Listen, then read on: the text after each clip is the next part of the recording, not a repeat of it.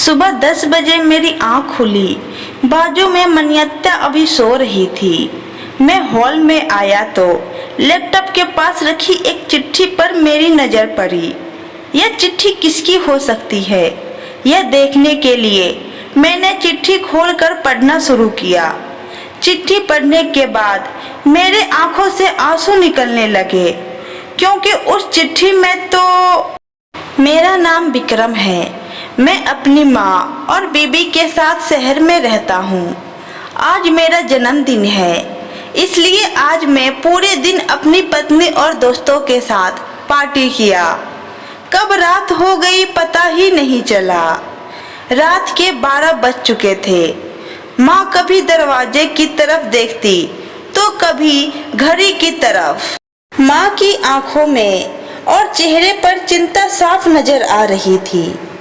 थोड़ी ही देर में दरवाजे की घंटी बजी। माँ ने काफी तेजी से दरवाजा खोला। दरवाजे पर मैं और मेरी पत्नी मन्यता थी। माँ ने चिंता जताते हुए पूछा, इतनी देर क्यों हो गई? मैं कब से तुम्हारी राह देख रही थी। माँ, मैं अब छोटा नहीं हूँ, तुम मेरी चिंता मत किया करो। मैं घर के अंदर प्रवेश करते हुए बोला, बेटा कितना भी बड़ा हो जाए, माँ के लिए वो हमेशा छोटा ही रहता है। चलो छोड़ो, हाथ पैर धो लो, मैं तुम्हारे लिए खाना लगा देती हूँ।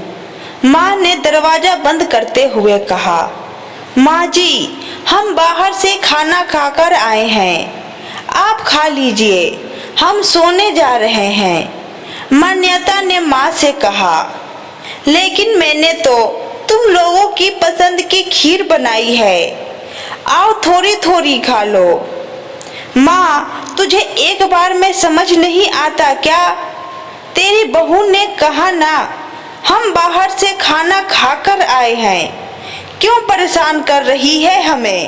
जा तू खीर खा ले और सो जा, और हमें भी शांति से सोने दे। मैंने थोड़ा तेज आवाज में ही बोला था, पर माँ अकेले कैसे खीर खा सकती थी, और उसे बिना खाए नींद कैसे आ सकती थी, क्योंकि बेटे के इंतजार में उसने भी कुछ नहीं खाया था।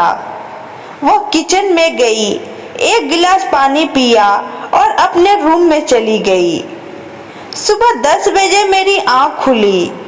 बाजू में मन्यता अभी भी सो रही थी। मैं हॉल में आया तो लैपटॉप के पास रखी एक चिट्ठी पर मेरी नजर पड़ी।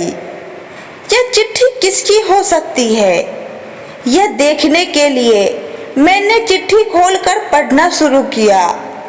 चिट्ठी में लिखा था, मेरा लाल, तू सोच रहा होगा कि एक ही घर में रहते हुए ये चिट्ठी क्यों? मैं तुझे बोलकर भी ये बात बता सकती थी। हाँ, बता सकती थी, अगर तू मेरी बात सुनना चाहता तो। किसी एक्सप्रेस गाड़ी की तरह तू आता है और कुछ ही पलों में निकल जाता है। खैर वो सब जाने दो। कल तुम्हारा जन्मदिन था, इसलिए मैंने खीर बनाई थी। सोचा कम से कम आज के दिन साथ में बैठकर खाना खाएंगे। मगर मैं यह बात भूल गई थी कि मेरा बेटा अब बड़ा हो चुका है, तो अपने दोस्तों के साथ पार्टी करके खाना खाकर आएगा। चलो, मुझे इस बात की खुशी ही हुई। मेरी दवाइयाँ खत्म हो गई है। मैं कुछ दिन पहले ही तुझे एक दवाई की चिट्ठी दी थी।